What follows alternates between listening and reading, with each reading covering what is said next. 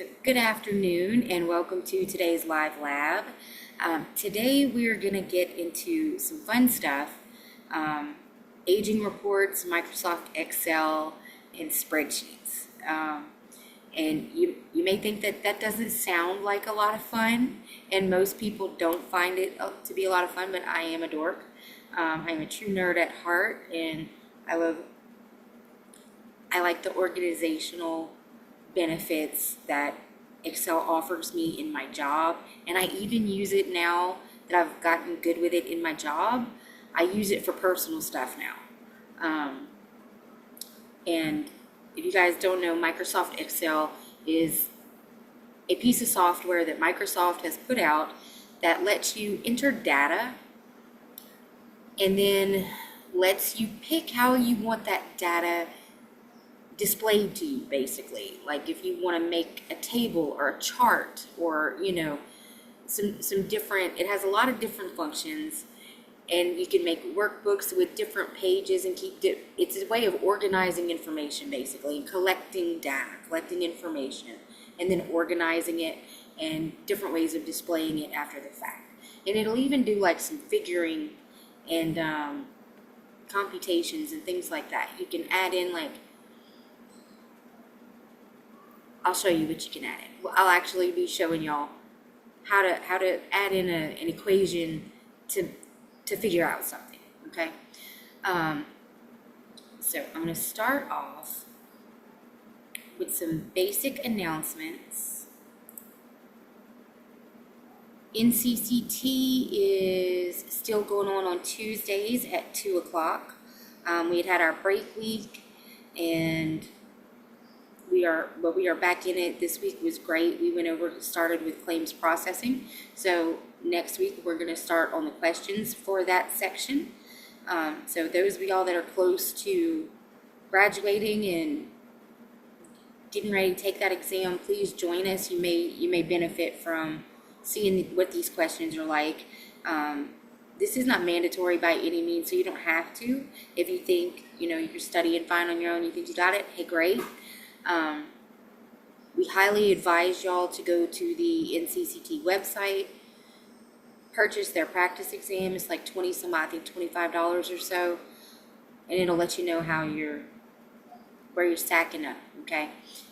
If you're ready to take that thing and pass it or not. Because remember, Unitech does pay for you to take it one time. If you don't pass it, you have to pay to take it again. So we want you to take advantage of that free, that one that's there for you, and get it that first go round, okay? The second announcement is no classes on Friday, July the 4th. Happy holiday, 3-day weekend, yay. And that's it as far as announcements. We're scooting right on through the MOS modules. You guys have been looking at posting payments. This week is some of the labs that y'all have been working on. Last week we were verifying insurance and scheduling patients and doing that type of thing. And this week, like I know today's labs for sure, we're posting co-payments and stuff like that. So that's like when your people are coming in the office and you're collecting those payments. Your front end people might be doing that, okay? Your check-in folks or your insurance verification folks, anybody on the front end of the office dealing with the patients when they come in, will be collecting and posting those co-pays. So we'll now have some experience with that. All right, so one of the big things I want to talk about while y'all are getting used to the EHR system and used to looking at what you're going to look at on a daily basis, for those of y'all that go into, and I say go into billing, y'all need to understand that sometimes billing and coding is going to be the same person in the office. And it's not so much coding as verifying coding.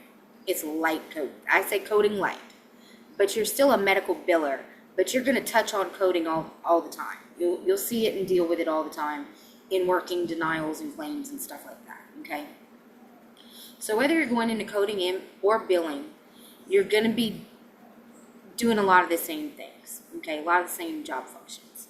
And one of those things, especially if you're a specialized medical biller if you're going billing specific job duties. One of the things y'all are going to be looking at a lot and working off of is something called aging reports. And y'all have heard me talk about how you can go into the EHR systems and you can pull reports, data sets, I like to call them, and figure out what accounts you have that are overdue, how far past due they are, what insurance company they're with, and you can organize that information and work on it more efficiently, right? So one of the things I harp on, y'all hear me all the time, is getting used to Microsoft Excel. And that's why I wanted to show y'all this today so y'all can see what an integral part and how much easier it can make your job if you get familiar with it. And also we're going to look at what kind of resources are out there for y'all to learn how to use this software more effectively and efficiently for what you want to use it for. You'll do a certain amount of stuff in your job function with it, but once you start implementing it into your personal life, it makes a whole lot of stuff easier. It really does. Especially if you're one of those people that's very aware of your finances and you like to budget your money and see where it goes, know what you spend on stuff. Excel is fabulous for that. Excel is fabulous for that. So the first thing I'm going to share with you guys is an aging report. A lot of times when I went into my office, the thing I looked at first in the day, my boss would hand me an aging report. Okay. I've got a couple of different examples. All right. Did the screen change for you guys? You guys now seeing a document, a Word document? All right. So this is an example insurance report. And you might get this several different ways. Either your boss is going to download it from her system and print it and put it in your inbox or hand it directly to you, or you will get it in an email attachment or something, and it may look something like this. It's going to have your facilities information, medical billing department, and then it's going to go into all of the patient list, basically. You're going to get their name, what insurance company they're with, the date of service, the claim amount, and then how far they are past due. You can see 0 to 30, 31 to 60, 61 to 90, 91 plus. And there's usually some of them say 91 plus, some of them say 120 plus. It just depends on how they want to do it. So 91 plus. All right, and then it'll give some status or some notes or something like this, okay? And then it'll give you like totals amount. In the 0 to 30 range, we have $800 outstanding. In the 30 to 60 day range, we have $1,200 outstanding. 61 to 90, $875. And this is bad, 91 days and over, we still have $1,500 outstanding in that. So that's money owed to us, that's been owed to us for 3 months, that we either have not been able to get a claim paid or not been able to collect it from the patient, one of the two. So, and all of this is called your AR total. That's your account receivable total. That's the total amount that this facility or doctor, however they break it up, that's the total amount on this account that is outstanding, that is owed to them, that they're looking to collect, basically, okay? Let's see. All right, so some key notes. The aging buckets or brackets, that's the 0 to 30, 30 to 60, etc., show how long claims have been unpaid since the date of service, okay? Everything goes by date of service. Claims over 90 days should be prioritized for follow-up. Like I said, anything that's 90 days over, we need to know exactly what's going on with those accounts. Like 90 days, we should have been able to collect some money, or we need to know something. You know what I mean? Keep detailed status notes to track communications and action steps. What's my phrase? What do we say? If it's not documented, it didn't happen? That's right. If it's not documented, it didn't happen. Detailed notes, who you talked to, how you spoke to them, the phone number, the extension, the representative ID number, any and everything, okay? Ensure timely submission of claims to avoid timely filing denials. Okay, so let's talk about timely for a minute. Each insurance company has their own timely filing limit. They get to pick it, okay? It could be 30 days. Y'all know Medicare, we've talked about it before, is a year. All right, Blue Cross, you got 30 days. You better get it in 30 days, okay? Medicare is a year. Medicaid is a year, I think. It's been a while since I've worked on Medicaid stuff. But you've got to get it in. You've got to follow their guidelines. And I used to, when I first started, I had a cheat sheet.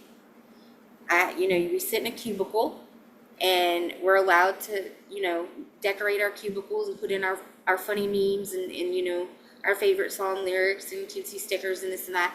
But we also had, I had a list of insurance phone numbers that I had typed out or written out from notes that I had taken over time. I just made myself a list of them and stuck it on my cubicle wall.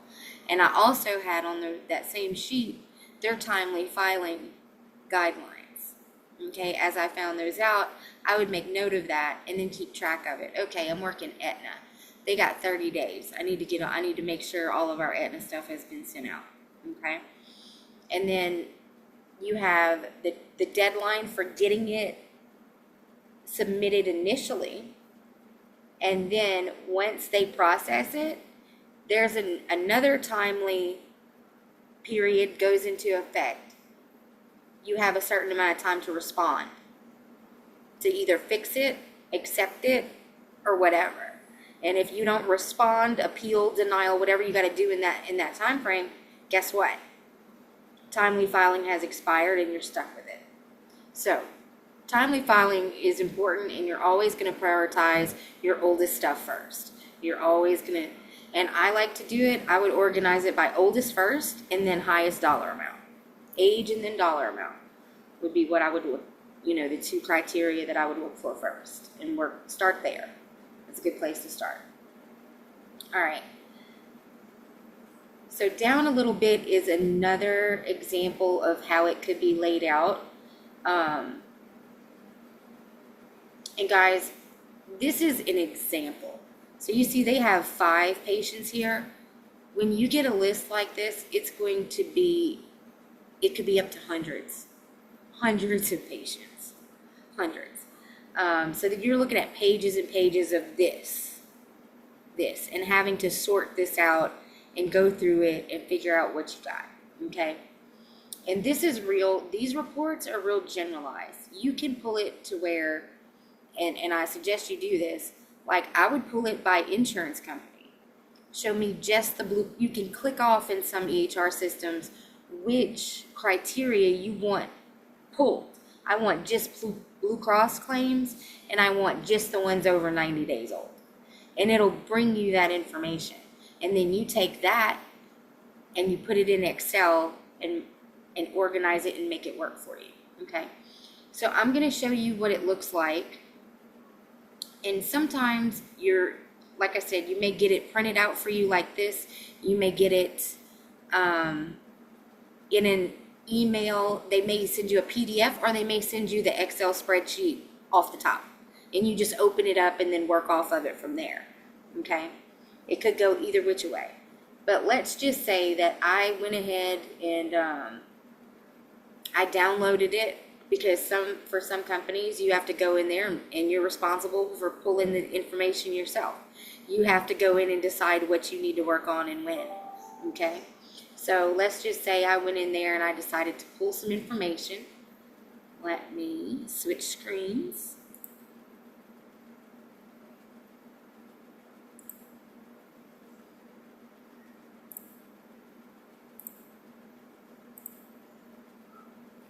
All right, are you guys seeing my my spreadsheet there, or my data? It's at this point it's just data and some lines, right? All right. So the first thing I'm going to do is I'm going to look up here and I'm gonna see what information I'm dealing with, all right? And I'm gonna expand these columns so that I can read it a little bit better, and it's a little more legible, right? So I'm just gonna pull those over. You just drag and pull, date of service, which insurance company they're with. This is total charge. And I don't pull it so much that it, goes out of my window view. I want to keep all the information where I can see it. I just want to be able to see it better, right? So I'm adjusting it how I need to. All right, age and category. Okay, so now I see that I've got this list of patients, varying insurance companies, varying totals, different stuff, okay? So what I usually did when I ended up with something like this, because again, I want to work efficiently. So I'm going to work all of the one insurance company first. So I want to organize it by insurance company. So instead of taking this and like retyping it onto something else or copying and pasting it differently or whatever, what I'm going to do is I'm going to take all of this data and I'm going to turn it into a table with like one button click. I'm going to turn it into a table and then I can sort it however I want to. So all you do is you start in your top corner and you highlight all the columns and all the rows that are the data that you want. All right, and then you're going to come up over here, up at the top, and it says format as table. And the artist in me really likes the fact that they'll let me pick a color. and I can pick how my stuff is kind of laid out. All right, so I'm going to pick some, and here's a little hint, guys. They have some of them that are shaded every other line. Those make it really easy to read. When you're trying to go across a line, this shading makes it really easy to follow. So I generally will always pick one of those. And I like my headings to be very visible. So I will usually pick something. Let's just pick something fun. Let's go with purple. All right, and it says, where is the data for your table? And it gives me this crazy thing, right? This crazy, what looks like computer language, right? That's because it's just pointing out where you started highlighting at, that top corner. That's what it's pointing out there. And it says my table has headers, and that headers is those descriptions up at the top, along the top. The ID, name, data, service, insurance, those words across the top make up a header, okay? And so yes, I want this table to keep the headers. So I'm gonna click OK. And bam, I've got this nice pretty table, all right? And you say, well, yeah, that's cute, but what good does that do me? All right, well, so here's what it does for me. What's the first thing I look at is age, right? Age, or I do it by insurance and then look at age, because I work insurance at a time. I can take this insurance column and sort A to Z. All my Aetnas together, all my Blue Crosses together, all my Cignas together, all my Medicares together. My self-pay patient is right there, and United Healthcare. Bam. I just separated it all by insurance. All right. Say I don't want to do that. Say my boss wants me to go oldest first. Okay. Data service. Bam. All right. What if I want dollars? I want to go for the balance due, highest balance. Sort. Do I want it smallest to largest or largest to smallest? I want largest to smallest. Maybe I'm going to try to collect that money first. It's been out there 61 to 90 days. But that's the biggest balance I have on there. Okay? But do y'all see how this helps you analyze your accounts and prioritize what you need to work on first? Because that's a big part of our job, is figuring out, and it's up to us a lot of the time to figure that what is the priority, what's the most important thing, and it's always going to be your things that are old and big dollars. your big dollars, guys, because that at the end of the day, it's the bottom line. Are we keeping the money flowing? Are we keeping everybody's paychecks rolling? So we do this as efficiently as we can. We try to. We do the best we can. All right. So I love working with the tables. And like I said, usually how I would do it, I would pull the information from the EHR system by insurance only. So I'm looking at all just Blue Cross here, and I would then sort that by highest age and dollar amount and go from there, right? So but this is a real generalized report that you would get if you're like responsible for all of the insurance claims for one particular account. Your boss may send you something like this, all right? And if at that point you can always highlight just your Cigna stuff. See, I highlighted that. I'm going to copy it. And you see how down here it says sheet 1. I'm going to hit this little plus sign. I'm going to put sheet 2. And I'm going to go to the second line because I like to label everything. And I'm going to paste those there. All right. I'm going to rename this sheet. You just right click and it gives you some options. I'm going to rename it Cigna. That's my Cigna page. And I'll do the same for the rest of them if I need to separate them myself. And then it's really simple. You just take your header.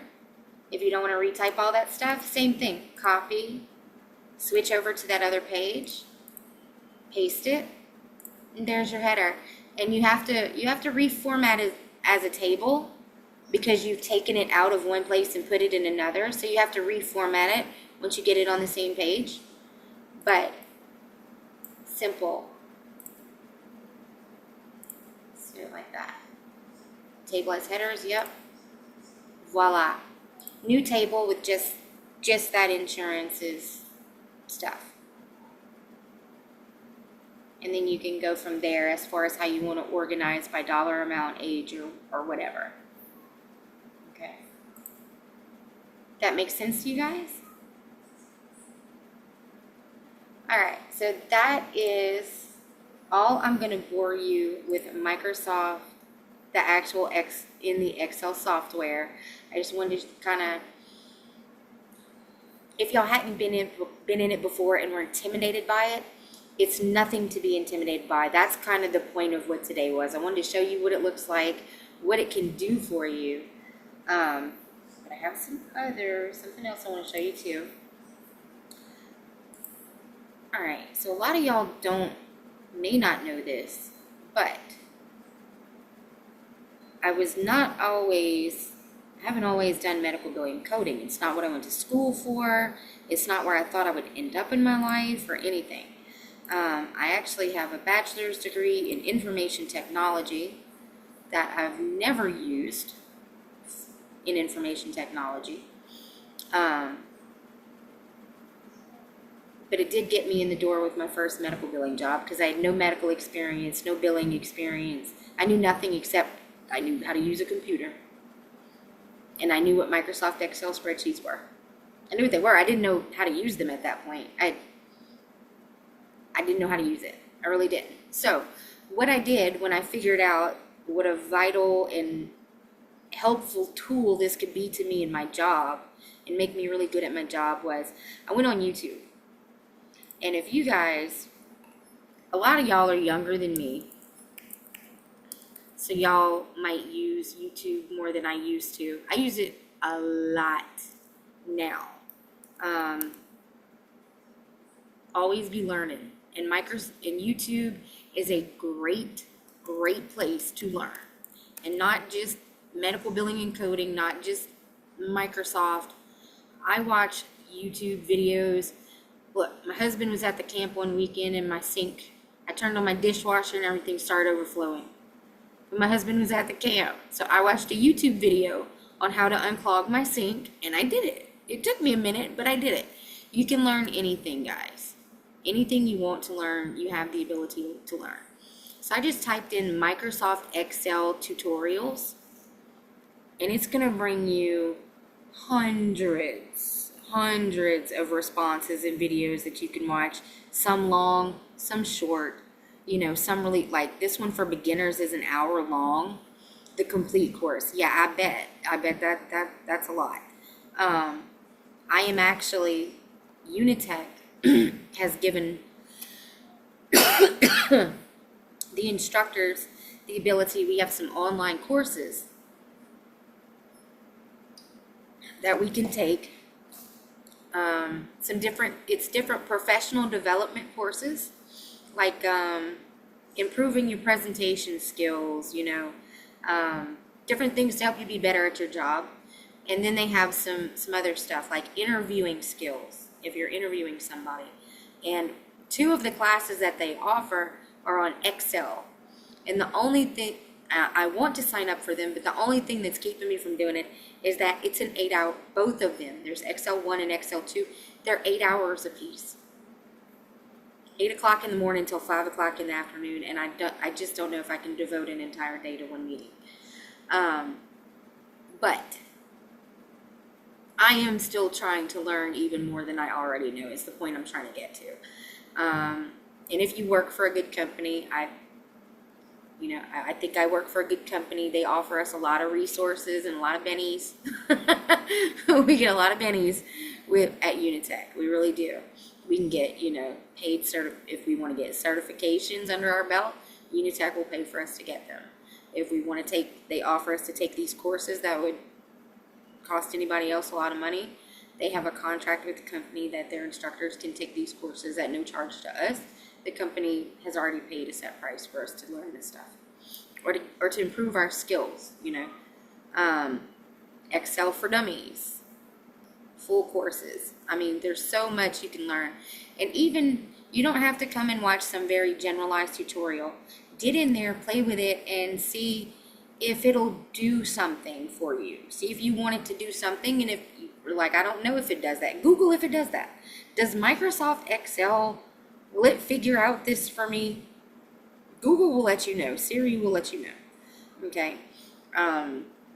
Like I said, in this industry, in the medical office, we use the internet. We use every resource we have to, at our disposal. That includes Google, that includes YouTube. Just take advantage of it all, guys. Always be learning. Be a sponge. Make yourself an asset. Make yourself an asset. If you can, all right. Let's take student A and student B. And let's say student A and student B are both applying for the same job. And student A goes into an interview.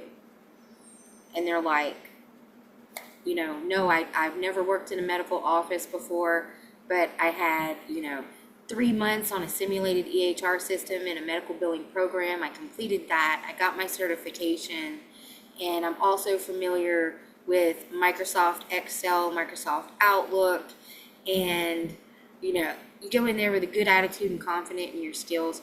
Or you have student B, who's the same thing. Yes, I completed a medical billing and coding program. I did the simulations. Do you know Microsoft? Do you know software you'll be using on a daily basis? Yes, I had Outlook. Did you look at it? Do you know Excel at all? No.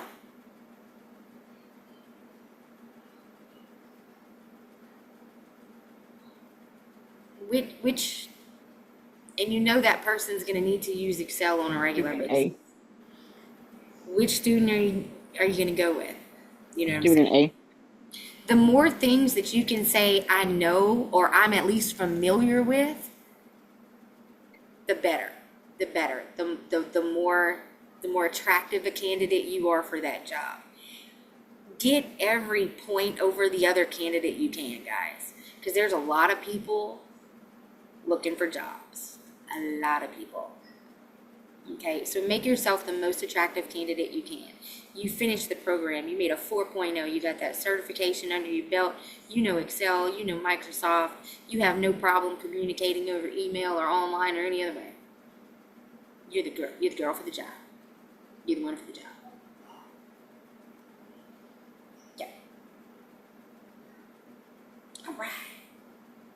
That's it for my nerd spiel. And I'll tell y'all, it took me, so y'all know my birthday was a few weeks ago. I listen to audiobooks while I work, while I drive, different stuff. And this is how I know, it took me till the age of 44. On my 44th birthday, I was riding in my car going to Walmart or wherever. And I was listening to an audiobook. And it took me to this age to realize what kind of big nerd I really, really am. Because the character in the audiobook started talking about an Excel spreadsheet they did. And she started naming the categories. And I found myself driving along smiling, going, nice, over a spreadsheet in an audiobook. I actually literally stopped and was like, no, I didn't just do that. I'm not that big a nerd, am I? No, I think I actually am. It's okay. It's okay. All right. Any questions, concerns, about anything we're doing in class right now? Moss, how we're grading? Everything good? We're just trucking right along? Soaking it all in? Awesome sauce, guys. Awesome. Well, if y'all don't have anything for me, that's all I've got for y'all. Have a great weekend, and I will see you next time. Bye.